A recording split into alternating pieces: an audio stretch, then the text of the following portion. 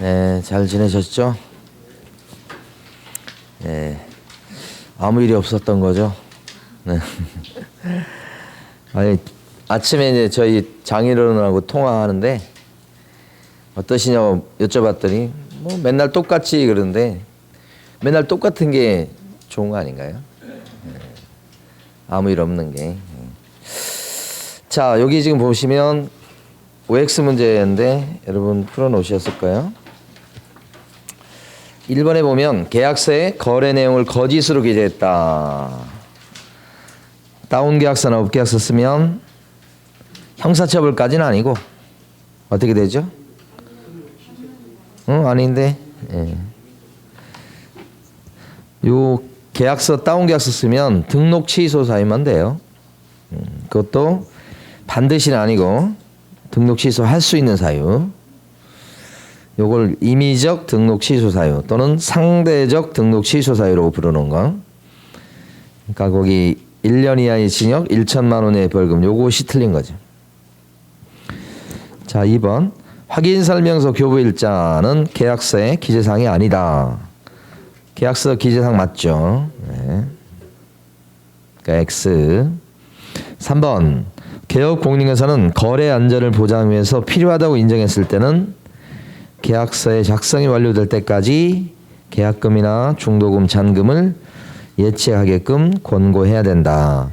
거래 안전을 위해서 좀 묻어놓자고 할 수 있죠. 권고할 수 있다죠. 해야 된다 아니고.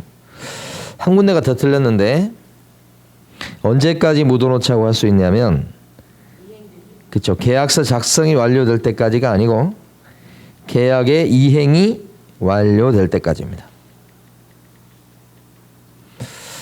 자, 그 다음에요. 4번 계약금 등을 예치 않았을 때 보험업법에 따른 보험회사 명의로 금융기관에 예치할 수 있다. 여기서 옵니다. 묻는 건 뭐냐면 명의 무슨 명의로 예치 명의자를 묻고 있습니다. 예치 명의자가 될 수 있는 것은 7명밖에 없죠. 그 중에는 보험회사 들어갑니다. 금융기관에 예치할 수 있다. 금융기관은 예치기관인데 뭐 그렇게 중요한 건 아니고 보험회사 명의로 여기 맞냐 이걸 물어보는 거예요. 5번 법인인 개업공인회사가 상가에 대해서 분양대행과 관련해서 법령상의 한도를 초과하는 금액을 받은 행위는 금지행위다. 일단 아셔야 될 게 분양대행은 중개입니까? 분양대행해 준 거. 분양대행하면 이게 훨씬 돈을 많이 벌 수 있어요. 그러니까 이제 우리 중개업 하신 분들 보면 처음에 중개업을 시작을 해서 이제 중간에 좀 하는 것이 이제 분양 같은 거 좀 하시고요. 거의 마지막 단계 가서 하는 것이 시행이에요. 그렇게 커가는 거예요. 중개업만 하면서 그냥 하시는 분도 계시고 조금 영역을 넓히면 분양, 마지막에는 다 시행하는 것까지. 그래서 시행을 하시고 그러면 돈을 많이 벌 수 있죠. 예, 그러니까 중개업하고는. 근데 중개업 하시다 보면 이제 그쪽으로 좀 아시는 분 많고 돈이 좀 자금력이 되시면 그쪽으로 싹 이렇게 흘러가더라고요. 보면. 자, 그러니까 분양대행은 중개가 아니에요. 그러니까 요것은 법정 상한선이 없으니 초과하는 많은 돈을 받았다고 해도 금지행위까지 되지는 않습니다. 이렇게. 6번 개업공인회사가 의뢰인을 대리해서 의뢰인을 대신했습니다. 타인에게 중개대상물을 임대하는 행위다. 다른 사람이랑 임대차 계약을 체결해 줍니다. 부동산 사장님이. 이런 것은 일방대리 이렇게 하죠. 금지행위 아니죠. 6번 X죠. 7번 제3자에게 부당한 이익을 얻게 할 목적으로 거짓으로 거래가 완료된 것처럼 꾸미는 등 9억짜리 집인데 10억짜리 매매 계약서를 쓰는 거예요. 자기 아는 사람을 섭외를 해서 가짜 계약서를 쓰는 거죠. 그래서 실거래가 사이트에 10억으로 올라가게 만들고 그 다음부터는 이제 10억으로 소개하는 겁니다. 이 물건은 32평 아파트인데 10억에 거래되고 있어요라고 하는 거예요. 이걸 시세 조작. 시세 조작은 교란행위에 들어갑니다. 그리고 교란행위는 금지행위이기도 합니다. 금지행위다 맞는 얘기요. 8번 개업공인중개사의 고의나 과실로 인해서 의뢰인 간에 거래 행위가 해제가 되었을 경우에도 해제가 됐다는 건 계약이 이제 깨졌다는 얘기인데 이때는 누구 책임이냐 이런 것이 이제 의미가 있겠죠. 개업 공인중개사의 고의과실로 인하여라고 했으니 부동산 사장님 탓이죠. 일단 보수를 받을 수가 없다 이렇게. 8번 X네요. 9번 중개대상물 소재지랑 사무소 소재지가 달랐을 때 개업 공인중개사는 중개대상물 소재지 관할 시도 조례에 따라서 보수를 받아야 되겠다 그랬습니다. 중개대상물 소재지 시도 조례가 아니고 사무소 소재지. 10번 보수 지급 시기는 약정이 없을 적에는 중개대상물의 거래대금의 지급이 완료된 날이다. 약정이 없다면 별도의 약정이 없다면 잔금시다 이 뜻이죠. 같은 말이에요. 대금 지급이 완료되는 건 잔금. 그러니까 동그라미. 11번 전용 면적이 85제곱미터 이하고 상하수도 시설이 갖추어진 전용 입식 부업, 전용 수세식 화장실, 목욕시설을 갖춘 오피스텔 이렇게 얘기하면 이것은 우리끼리 얘기하는 주거용 오피스텔 거기에 해당된다면 중개보수의 상한요율은 얼마냐. 요게 임대차 계약을 소개하는 거니까 0.4 그러니까 1천분의 4라고 하셔야 되겠죠. 네. 자, 요새 이제 분양시장에서 아주 그 인기가 높고 사람들 관심이 많은 게 아파텔, 응? 아파텔입니다. 그러니까 투룸 또는 쓰리룸의 아파트. 아파트가 아니고 오피스텔이죠. 오피스텔이 분양이 잘 된다고 그럽니다. 관심도 많고. 그 아파텔은 아파트만큼 올라가진 않지만 그게 못지않게 올라간다고요. 그래서 이제 제 아시는 분도 보니까 내년 계획이 시행을 2개를 하려고 지금 계획을 짜놨는데 그게 전부 다 그 3룸짜리 오피스텔, 흔히 얘기하는 아파텔, 그곳을 지어가지고 이제 분양하려고 계획을 잡아놨더라고요. 예. 시장에서 요즘 인기가 많아서 그런 거예요. 그때 흐름이 그렇다는 얘기입니다. 예. 자, 그러면 오늘 배울 곳은 어디냐면 협회에 대한 얘기인데 협회가 어디부터냐면요. 저기네. 261페이지네요. 261페이지. 협회. 협회가 이제 조문은 많은데요. 지금 시험에 나오는 걸 가만히 보면 협회는 한 문제 정도밖에 안 나와요. 지금 현재 존재하는 협회는 여기 한국공인중개사 협회가 한 군데 있어요. 그래서 이걸 줄여서 부를 때 한공이라고 불러요. 근데 이 로고를 가만히 보면 뭐 저 대한항공이 생각나지 않습니까? 코리아 에어라인 뭐 이거 있잖아요. 비슷한 이미지잖아요. 보나마나 뺏겼을 거예요. 한국공인중개사 협회 이렇게 줄여서 한공이라고 하는데 협회가 한 군데 더 있습니다. 그 이름은 알려지지 않아서 협회 회원도 많지 않습니다. 세대한 공인중개사 협회라고 이렇게. 그러면 이게 옛날에는 그냥 대한공인중개사 협회였어요. 그래서 여기 흡수됐다가 다시 또 이제 차렸는데 워낙 미미합니다. 그러니까 현재는 2군데. 자, 그러면 협회는 요걸 하셔야 되는데 누가 협회를 만들었냐. 협회에 가입되는 회원은 부동산 사장님입니다. 근데 이름을 보게 되면 공인중개사 협회란 말입니다. 그럼 공인중개사가 모여서 만든 단체 이런 성질인데 실제 자격증을 따고 가서 협회에서 가입한다고 그러면 사무실 오픈하고 오라고 그럽니다. 그렇게 기본적으로 사장님들 모임이에요. 개공. 그런데 증을 갖고 있는 사장님의 모임이에요. 그러니까 공인중개사인 개업 공인중개사들이 가입하는 거예요. 뭐 이제 핵심은 뭐냐면 여기 나와 있는 요 부칙 개공 누군지 아시죠? 독도방 할아버지. 이분들은 자격증 없이 옛날부터 해오셨던 분들이에요. 그래서 이분들은 공인중개사입니까 아닙니까? 부칙에 나와 있는 공인중개사 이런 개업 공인중개사인데 이분은 증은 없다고 그랬잖아요. 그러니까 공인중개사는 아니에요. 그렇지만 이제 조문에서 부칙 조문에서 등록된 걸로 쳐줬기 때문에 개공에는 들어갑니다. 개업 공인중개사인데 증은 없어. 원래 이분은 협회 회원이 될 수 없는 거예요. 자격증이 없으니까. 근데 이분들의 연세가 높고 90세 이상, 그 다음에 이제 몇 분 남아 계시지도 않아요. 그래서 예외적으로 끼워준 거죠. 그러니까 결론은 협회 회원이 될 수가 있어요. 그래서 교재 보시면 우리 261페이지 가로 1번에 동그라미 1번에 보면 첫째 줄하고 둘째 줄까지만 밑줄 그으시고, 특히 이제 첫째 줄 가로 안에 있는 내용 보시면 부칙 제6조 제2항에 따라 이 법에 의한 중개사무소 개설 등록한 것으로 보는 자를 포함한다고 돼 있으니까 부칙 개공도 공인중개사는 아닙니다만은 협회 회원이 될 수 있다는 거예요. 이것이 일단 포인트. 그 다음에 가만히 보면 협회는 성격이 사람이 모여서 만든 단체입니다. 그래서 이걸 재단법인이라고 하지 않고 무슨 법인이라고 해요? 사단법인. 요 민법 시간에 이런 용어 배우셨을 것 같아요. 가로 2번에 동그라미 1번 둘째 줄에 있습니다. 거기 딱 밑줄. 민법상에 뭐요? 비영리 사단법인이다. 재단법인 그러시면 안 돼요. 거기 딱 하나.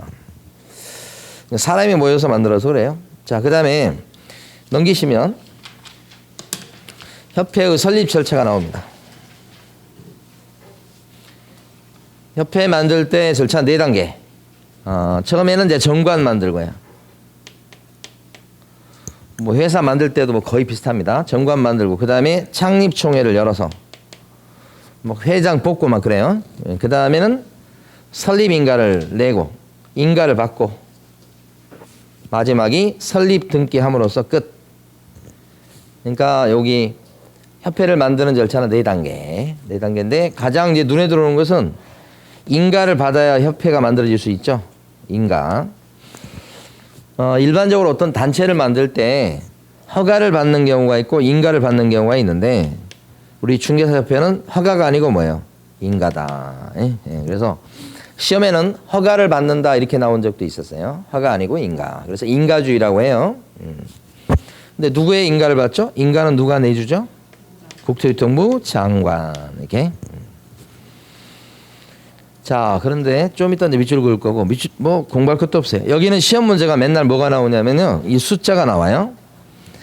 정관 만들 때 발기인들이 모여서 정관을 만들 텐데, 그 정관은 몇 명 이상의 발기인이 참석해야 되면 300명 이상. 정관 만들 때는. 그런데 창립총회 열을 때는, 총회할 때는 그 배인 600명 이상이 참석해야 됩니다.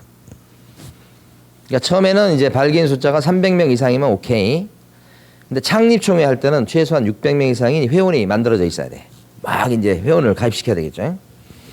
근데 600명 이상 중에서 서울 출신이 또 그 중에 100명 이상은 돼야 되고, 광역시 도 출신은 20명 이상은 돼야 된다 이거지. 그래서 요 숫자 가지고 출제를 합니다. 아직까지도 전통적으로 제일 많이 나온 거예요. 그래서 여러분은 이제 밑줄 그으실 때 교재 262페이지에서 가로 3번에 동그라미 1번. 자, 발기인이 중요한 게 아니고 정관 작성이 포인트. 그때는 오른쪽에 보시면 몇 명 이상? 300명 이상. 그 숫자 기억하시고. 그 다음에 다른 데는 밑줄 그을 게 하나도 없어요. 동그라미 2번. 창립총회에 나왔죠. 동그라미 2번 밑에. 그러면 600명 이상. 배인 600명 이상. 근데 그 밑에 옆에요. 옆에 보시면 서울 출신은 100명 이상, 광역시 도 출신은요 20명 이상이다. 이렇게 숫자들 물어보니까. 특히 창립총회가 중요합니다. 그 다음에 이제 동그라미 3번 국토유통부 장관의 설립 인가를 받는다 이렇게 나왔죠. 인가. 동그라미 4번 밑줄 제목만 밑줄입니다. 설립 등기. 이렇게. 그래서 이제 우리가 1월 달부터는 좀 암기도 하고 막 그럴 텐데 요 숫자를 암기하기 위해서요. 정창인 사람 이름처럼 생각해 주세요. 정씨예요. 정창인 등등등등 이런 뜻.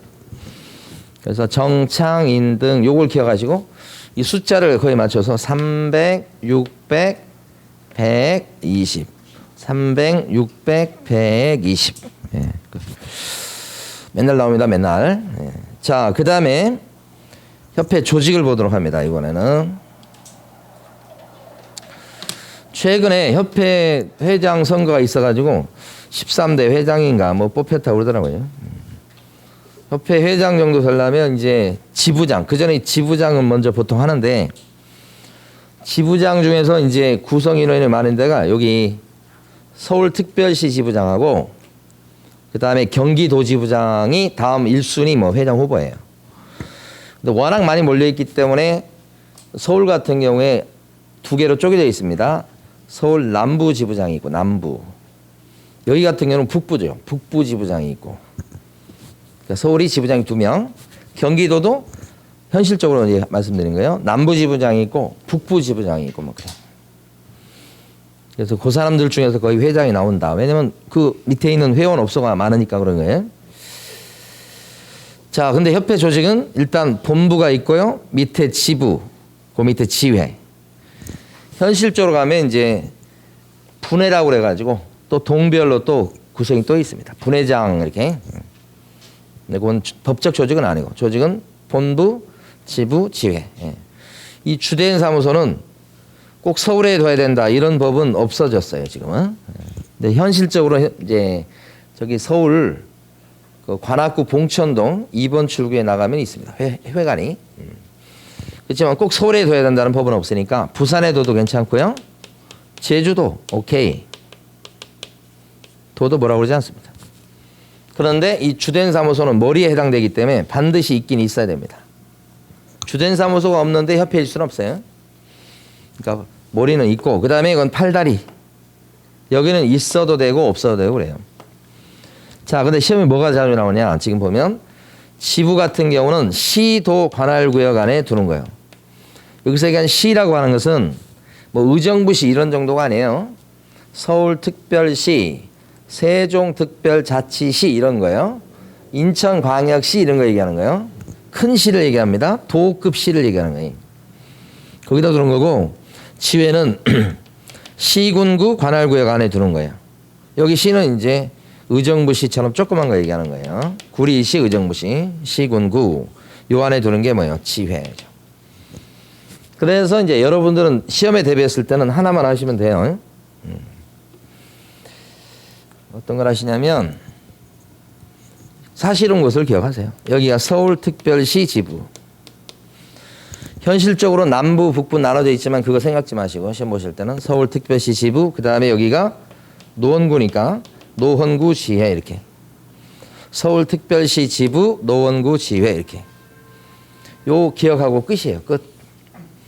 그러니까 여기 보면 지부는요. 어디에다 설치하죠? 지부는 시군구 관할구역 안에 둘 수 있다. 그러면 맞아요? 틀려요? 틀리지? 지부는 시도 관할구역 안에 둘 수 있고 요거 지회는요. 노원구 지회, 시군구 관할구역 안에 둘 수 있다. 이런 식으로.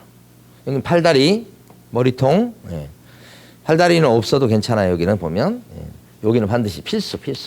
다만 장소는 제한이 없고. 그래서 이제 볼 때 만약에 서울시 지부를 만들었죠. 그러면 서울시청에 가서 신고하셔야 돼. 노원구 지회를 만들었습니다. 어디 가서 신고하셔야 돼요? 노원구청장한테 가서 신고하는 거죠. 요거 같은 맥락입니다. 연결하는 거. 예. 자, 맞춰보세요. 협회가 지회를 설치했을 때는 시도지사한테 설치 신고한다. 틀렸죠? 지회 설치했을 때 시도지사한테 신고한다면 틀리죠. 그러니까 이것밖에 없어요. 시험 문제 포인트는. 예, 여기가 포인트. 우리 교재는 263페이지에서 가로 1번에 동그라미 2번 지부지회 얘기 나옵니다. 팔다리. 지부지회인데 동그라미 기억번 두 줄 밑줄 긋고요. 협회는 정관이 정하는 바에 따라서 특별시, 광역시, 도에다가 지부를 시군구 관할구역 안에 지회를 둘 수 있다. 이렇게. 동그라미 니은번 협회가 만약에 지부나 지회를 설치했을 적에는 지부 같은 경우는 시도의사한테 신고하고 지회는 어디에 신고해요? 등록관청. 요 시군구청장을 다른 말로 뭐라고 불러요? 등록관청. 이렇게 부르기도 한다는 뜻. 예, 거기가 핵심. 자, 넘어가 봅니다. 이제 협회 업무. 협회가 하는 일은 이제 우리 교재는 몇 페이지냐면 264페이지. 크게 보면 원래부터 협회 일이 하나 있고 이걸 본래 업무라고 그래요. 원래는 협회 일이 아닌데 협회가 또 맡아서 하는 일이 있고 이렇게 두 가지. 또 맡아서 하는 일을 수탁 업무라 불러요. 원래 협회 일이 아닌데 하는 거예요. 협회 일이 아닌데도 하는 이유는 뭘까요? 자기 일이 아닌데도 하는 거. 부탁을 받아서 하는 일이라고. 부탁을 받아서. 실무교육, 무슨 연수교육, 직무교육. 돈 되니까 하는 거예요. 그러니까 이런 것은 원래 이제 주로 시도의사가 하는 일인데 시도의사가 법상으로만 하게 돼 있고 이게 맡겨놓습니다. 그래서 이제 이런 업무는 가만히 보면 시도의사가 대학이라든지 아니면 협회에다 위탁을 해요.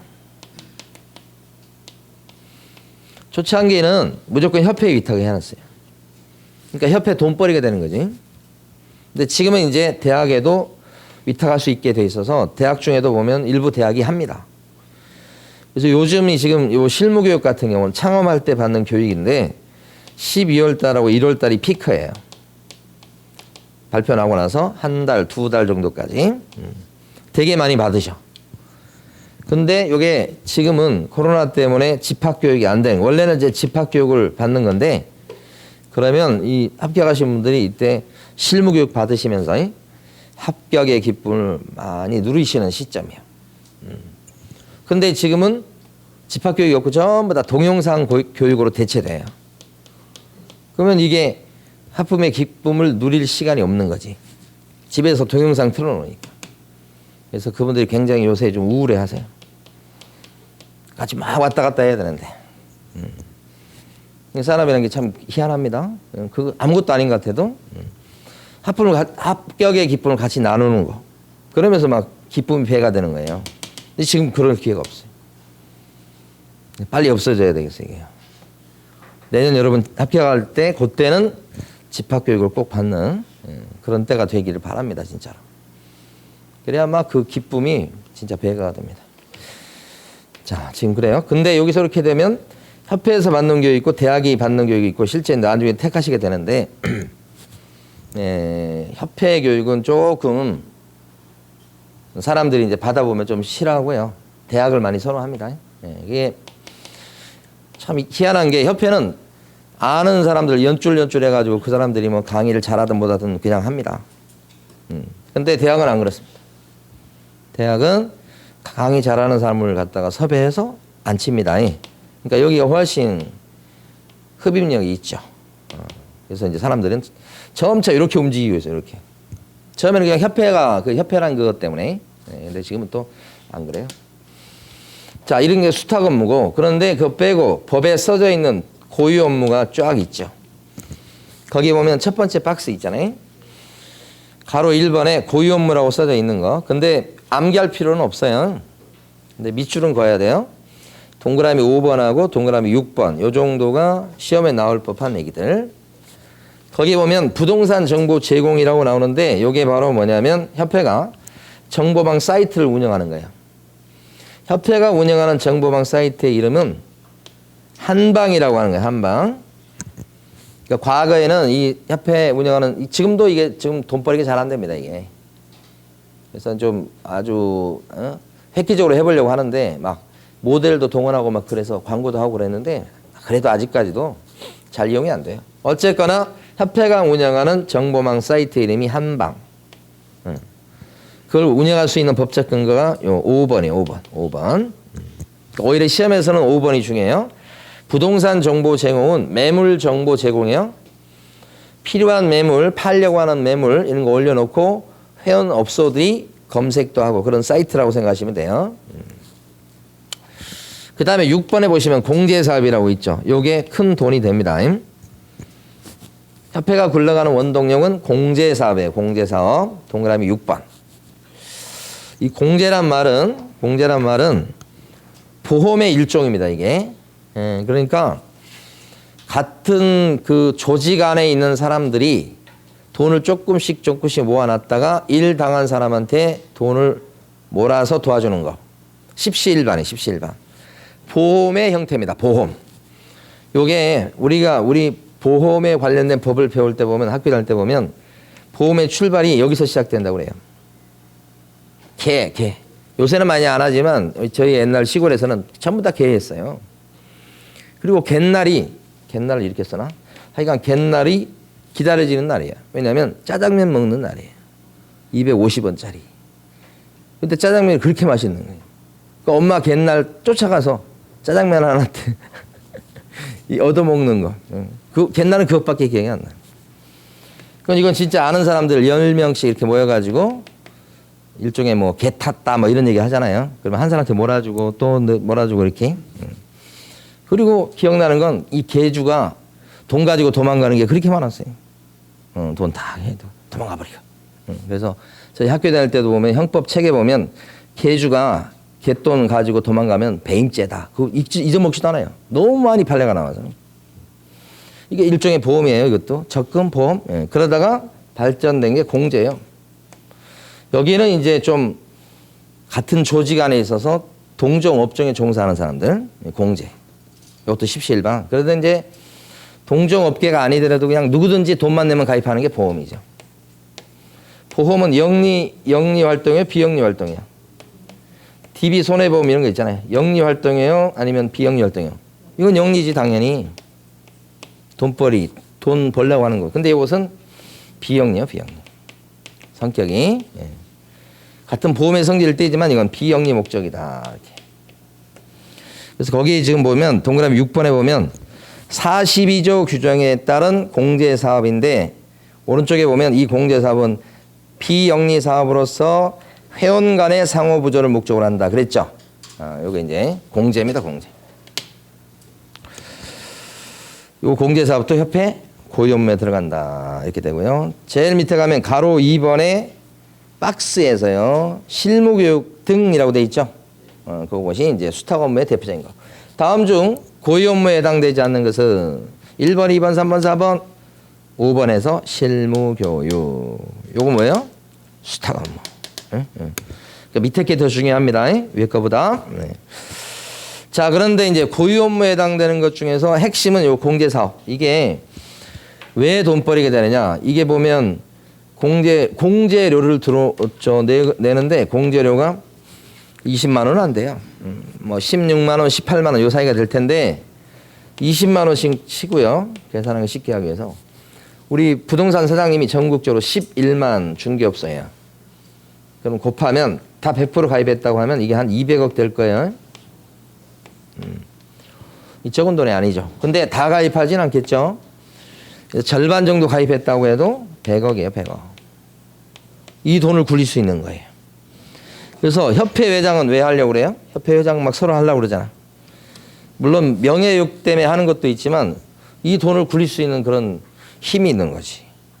그래서 과거에 보면 협회 회장들이 대부분 끝이 안 좋았어요. 이 돈을 굴리다 보니까 이제 그렇겠죠. 예, 그래서 막 협회 회장파가 있고 비주류가 있고 맨날 싸워. 협회 회장이 제일 먼저 당하는 게 뭐냐면 직무, 집행, 정지, 가처분이.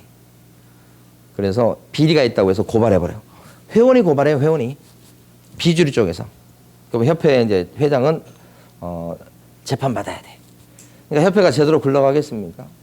그거 다 뭐 때문이에요? 돈 때문이지. 응. 집에서 부부싸움 하는 이유가 뭐야? 돈 때문이지. 아니, 거의 그렇잖아요. 예? 자, 그러면 여기 공제사업에 대해서 오른쪽 페이지 가보십니다. 공제사업에 대해서는 일단 비영리 사업인 건 아시죠? 네. 그래서, 그런데, 다른 것보다 이 공제사업은 보험하고 똑같은 성질을 띠기 때문에 비영리지만 공제 약관을 만들어야 돼요. 약관.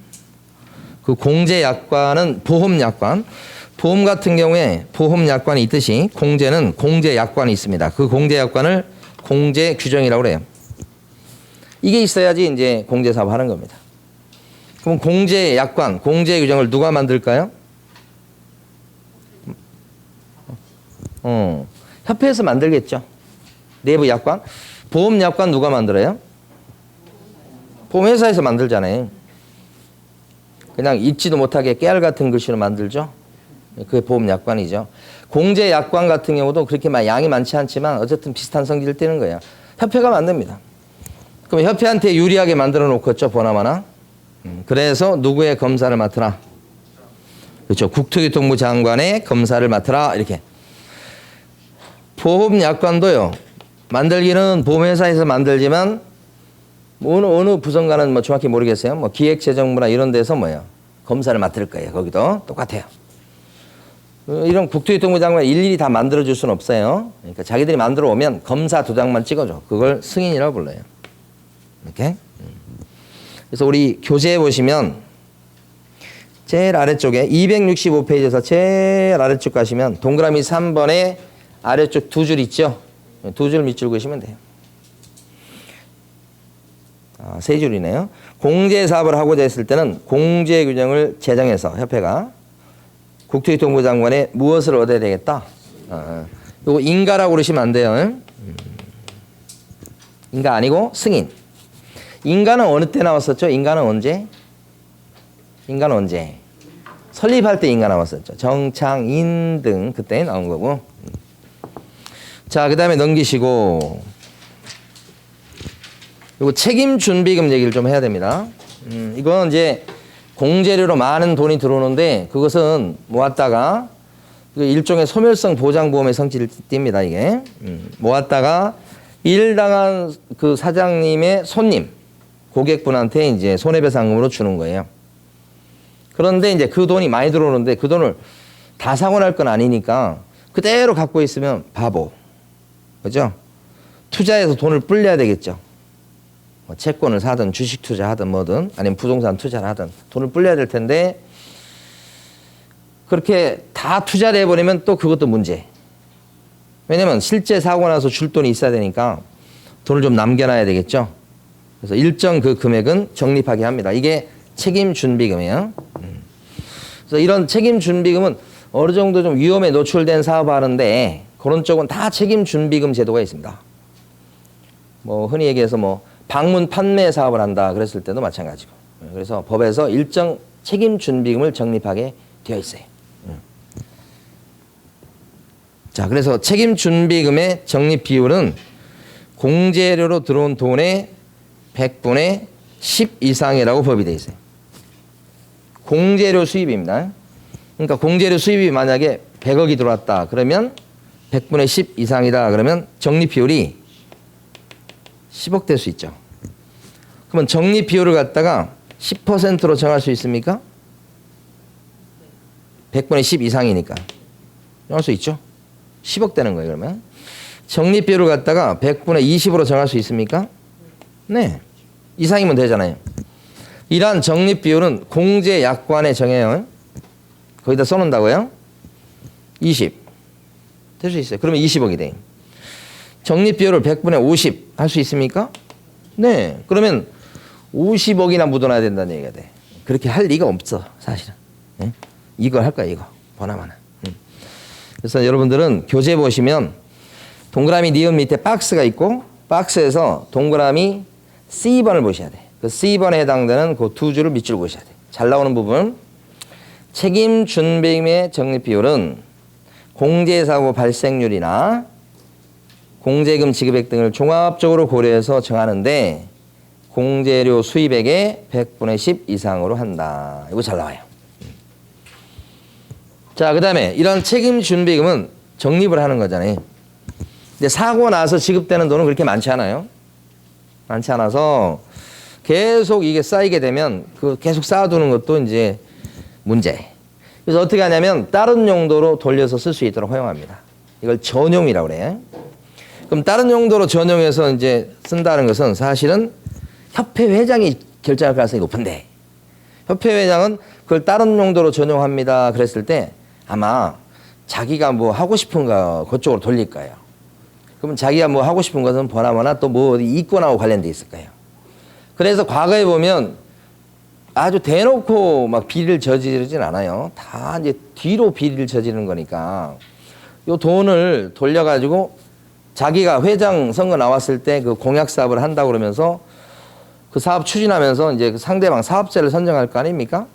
그럼 사업자 선정되는 쪽에서는 또 그게 돈벌이가 되니까 협회 회장한테 해서 로비를 하고 막 그럴 거 아닙니까? 그 과정에서 이제 비리가 생길 수 있잖아요.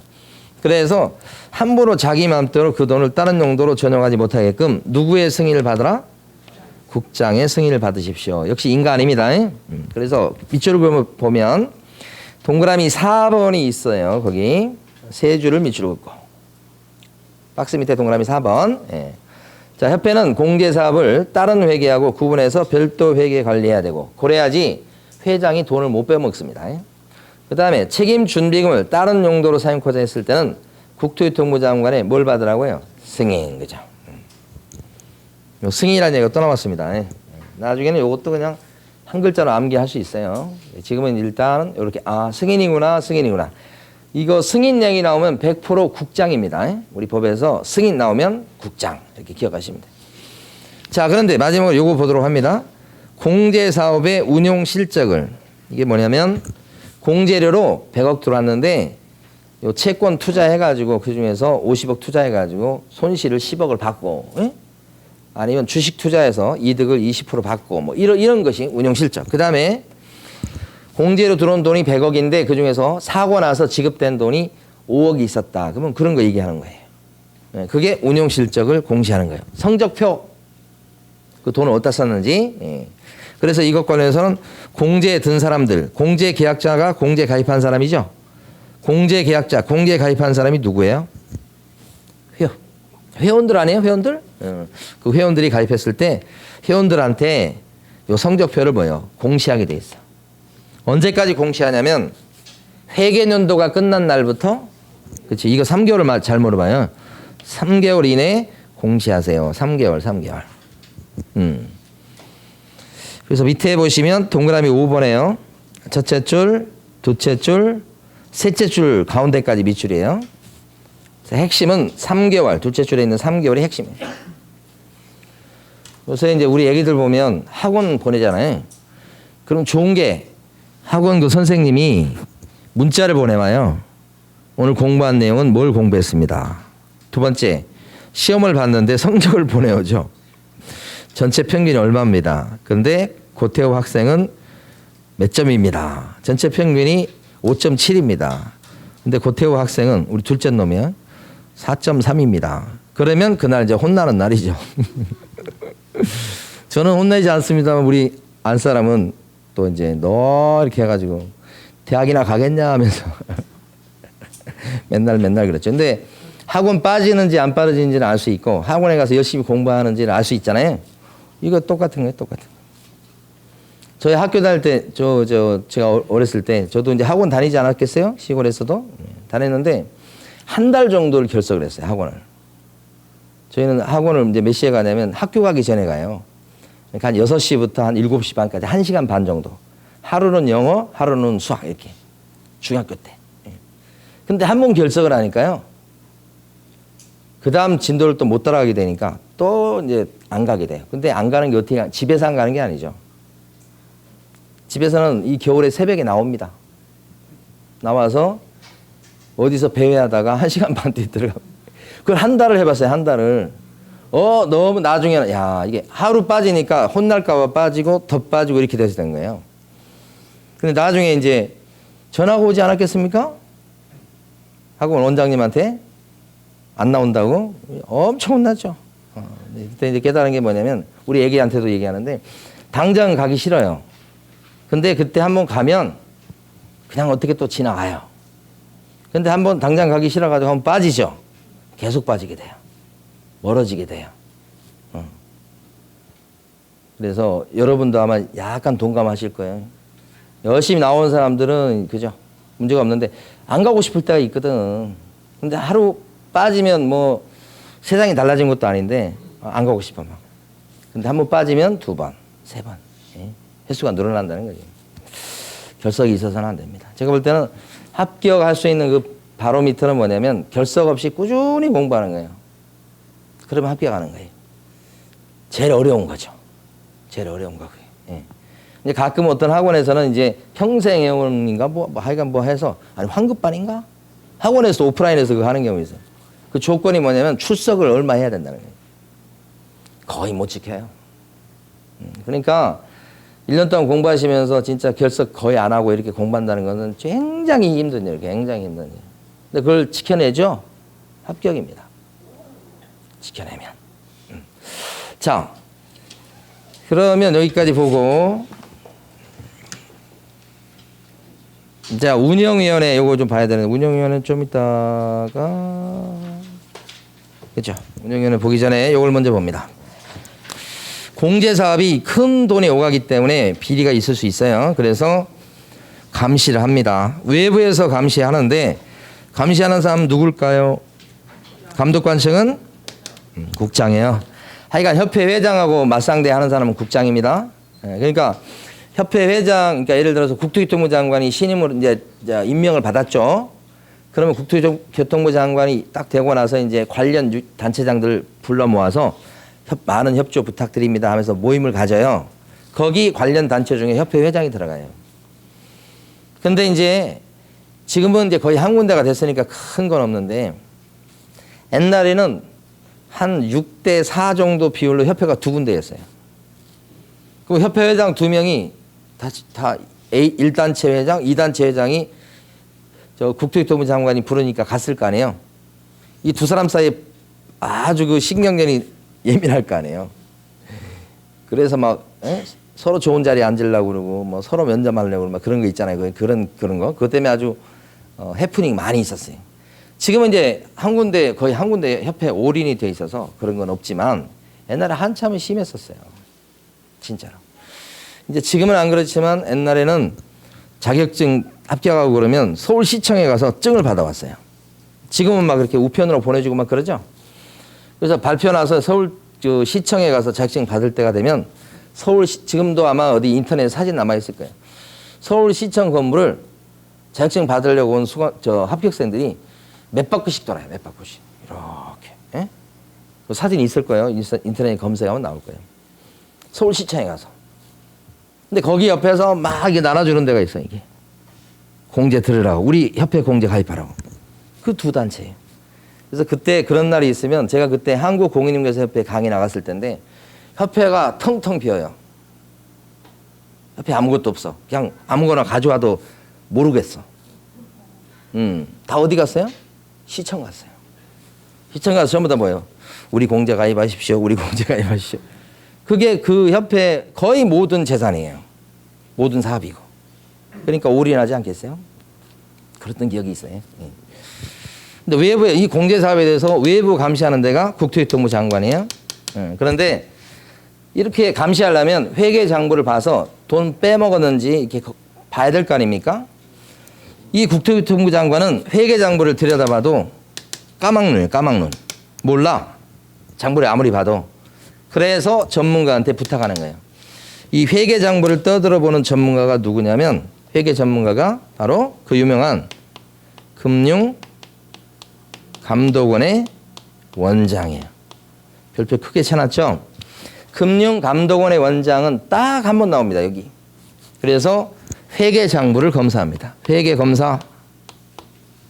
장부 갖고 와. 이렇게 하는 거예요. 근데 그것은 반드시 국토교통부 장관이 부탁했을 때 장부 갖고 와. 이게 돼요. 원래 자기가 해야 되는데 자기가 못하니까 이렇게 부탁하는 거지. 이거 중요하죠. 그러면 보니까 장부 가서 가져오라고 해서 조사해 보니까 비리가 적발돼. 그러면 우리 금융감독원장이 국토교통부 장관한테 일르겠죠. 국장은 어떻게 하겠어요? 이제 혼내겠죠. 공제사업에 대해서 야 이게 문제 있단다. 야 고쳐라. 이렇게. 시정명령 같은 얘기 고쳐라. 이렇게. 금감원장 얘기 들어보니까 B라는 임원이 많이 해먹었던데 잘라. 징계 해임 요구. 이렇게. 이런 조치는 누가 해요? 국장이 합니다. 그러니까 막상 이제 제재는 혼내는 것은 국장이 내지만 그 전에 이제 조사는 금감원장의 협조를 받는다 이런 뜻이. 이거 핵심 중요한 거예요. 그래서 여러분 교재는 267페이지 가보시면 동그라미 7번이 있어요. 제목만 보십니다. 제목이 뭐라고 되어 있냐면 국토교통부 장관의 공제사업에 대한 뭐요? 개선명령. 제목만 필요합니다. 개선명령 누가 한다고요? 국장. 금융감독원장이 개선명령 한다고 하면 틀리는 거예요. 예, 그건 맨날 그거 준비하시면 돼. 그 다음에 다음 페이지. 동그라미 8번. 국토교통부 장관의 공제 관련 임원에 대한 징계 요구권이라고 나온 거 있죠. 그러니까 징계 해임 요구 누가 해요 또? 국장이. 제목만 필요해요. 자, 근데 동그라미 9번 가보세요. 또 제목만 필요합니다. 금융감독원장의 공제 사업에 대한 뭐예요? 조사, 검사. 별표 하셔야 돼, 이건요. 그러니까 우리 교재 순서는 지금 보면 여기서부터 개선명령 요렇게 8번, 요렇게 9번 나왔는데 사실 시간적으로 봤을 때는 여기서부터 시작해요. 이거 해서 그 결과를 통보받아갖고 이렇게 하는 거라고요. 그래서 거기 보면 조사, 검사는 누가 하는 거냐? 금융감독원장 요거예요. 그래서 밑에 동그라미 기억번 세 줄을 밑줄 그으셔야 돼. 금융위원회 설치 등에 관한 법률에 따른 금융감독원의 원장은 국토교통부 장관의 요청이 있을 때는 공제사업에 관해서 조사 또는 뭐요? 검사할 수 있다. 국장의 요청이 있어야 됩니다. 자기 마음대로 하는 건 아니고. 자, 그 다음에 이제 운영위원회 가봅니다. 운영위원회는 내부의 감시기구예요. 다시 공제사업을 지금 감시할 때 외부에서 감시하는 사람은 누구예요? 외부는 국장, 내부는 운영위원회. 그러니까 운영위원회는 내부 감시기구예요. 그래서 가만히 보면 운영위원회는 어디에다 설치하겠어요? 내부니까 내부, 협회. 내부 감시기관이니까 협회 설치한다는 거 중요해요. 국토부에 둔다 그러면 안 돼요. 어디에? 협회. 그래서 내부 감시기구. 감시하는 거니까 필수적으로 뭐예요? 반드시 설치해야 됩니다. 감시기구는. 그래서 가만히 보면 이제 기본적으로 감시 없이는 제대로 이게 될 수가 없습니다. 우리 애기들도 너네들 알아서 공부해. 엄마 아빠 없으니까. 요새는 대부분 엄마 아빠 없잖아요, 집에. 학교 갔다 와서 이거 하고 이거 해. 이렇게 감시 안 하잖아요. 그러면 숙제 뭐 한 페이지 두 페이지 하고 그냥 다 딴 거 해. 아마 숙제했어 그러면 못했다고 그러지 당연히.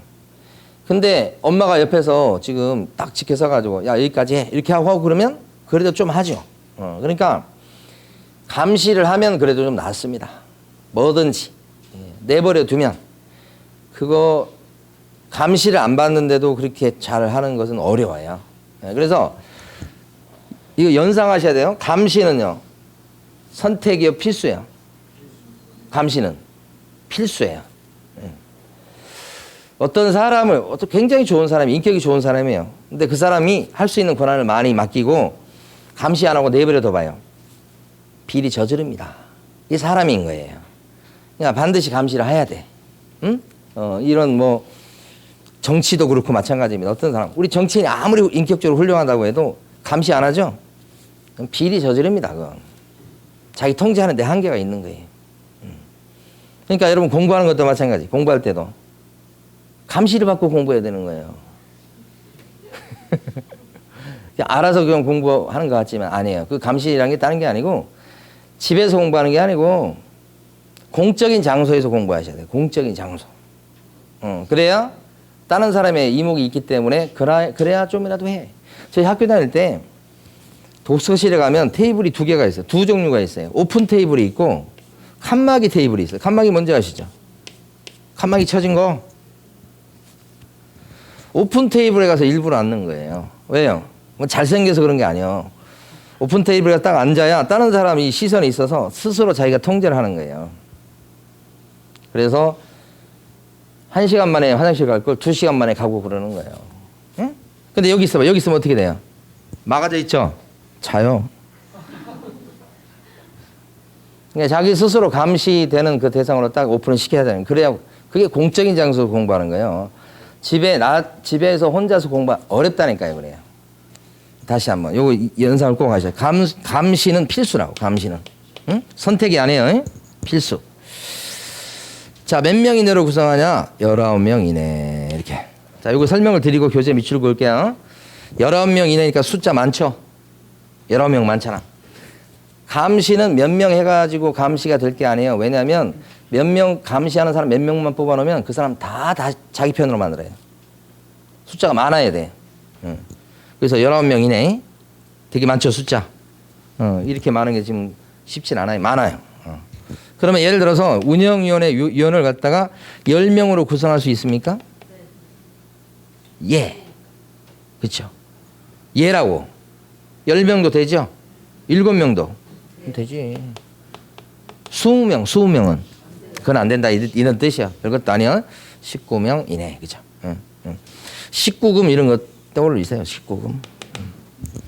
그다음에 위원장 1명, 부위원장 1명인데 호선이라고 그래가지고 호선이 반장선거에 반장선거. 자, 위원장 누가 좋겠습니까? A요 이렇게. 또 누가 좋아요? B요 이렇게. 그러면 자 추천받은 사람이 A하고 B니까 A, B를 갖다가 회장 위원장 후보로 올려놓고 자 투표합시다 이렇게 하는 거지. 그래서 A 몇 표, B 몇 표, C 몇 표 나오는 그게 호선이에요. 호선. 자기들끼리 선출한다는 거예요. 반장선거. 예. 그다음에 임기는 2년. 연임할 수 있을 것 같아요? 없을 것 같아요? 이게 감시하는 거니까 연임을 되도록이면 안 하게 만들어야 돼. 근데 임기가 이제 2년밖에 안 되니까 한 번만 연임할 수 있도록 하는 거예요. 그죠? 그리고 이런 사람들이 이제 저 위원 자격이 있다고 그래요. 그 위원을 누가 임명하냐? 누가 임명할 것 같아요? 위원을 누가 임명해요? 놀랍습니다. 회장이 임명합니다. 이런데 이제 그 제도에 난점이 숨어 있는 겁니다. 협회 회장이 돈 빼먹을까봐 지금 공제사업과 관련해서 감시하는 것이거든요. 근데 위원을 누가 임명해? 회장이. 그러니까 포장은 좋은 겁니다. 세상의 모든 일이 그렇습니다. 포장은. 운영위원회를 만들어서 감시하도록 하겠습니다. 그래서 막 이렇게 그럴싸하게 얘기하죠. 알고 보니까 그 위원을 누가 임명해? 회장. 그거 뭐예요, 그게? 우리가 비판할 건 아니고 하여간 회장이 임명해. 여기. 그러면 자기하고 친한 사람들을 쫙 임명할 텐데 외부 전문가를 많이 모신다고. 그러니까 이런 것들은 세부적으로 지금 볼 필요는 없어요. 자, 여기까지. 근데 외부 전문가 중에 보면 뭐 여러분 상식적으로 한번 판단해 보세요. 여기까지 하고 쉴 겁니다. 외부 전문가. 변호사 있을 것 같아요? 없을 것 같아요? 변호사. 위원으로 임명될 수 있는 사람 중에 변호사. 아니 그냥 찍는 거예요 어차피. 있어요? 법무사 있을 것 같아요? 없을 것 같아요? 없습니다. 네. 자, 공인회계사 있을 것 같아요? 없을 것 같아요? 있어요. 세무사 있을 것 같아요? 없을 것 같아요? X. 없을 것 같잖아요. 분위기가 지금. 공인중개사 있을 것 같아요? 없을 것 같아요? 당연히 있지 이거. 그러니까 뭐가 이게 반영된 거냐면 공인중개사 협회 입장에서 봤을 때 공인중개사 아래로 보는 거예요. 벌써 아래로 보는 거라고.